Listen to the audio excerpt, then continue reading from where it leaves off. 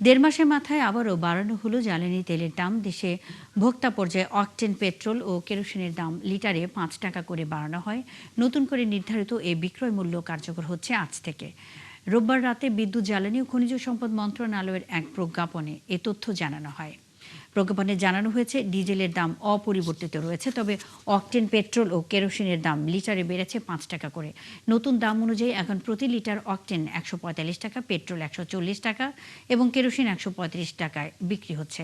এর আগে গত ১৯ এপ্রিল থেকে ডিজেল প্রতি লিটার ১১৫ টাকা, অকটেন ১৪০ টাকা ও পেট্রোল ১৩৫ টাকায় বিক্রি হচ্ছিল। ২০২৪ সালের মার্চ থেকে বিশ্ববাজারের সঙ্গে সামঞ্জস্য রেখে জ্বালানি তেলের স্বয়ংক্রিয় মূল্য নির্ধারণ শুরু করে সরকার।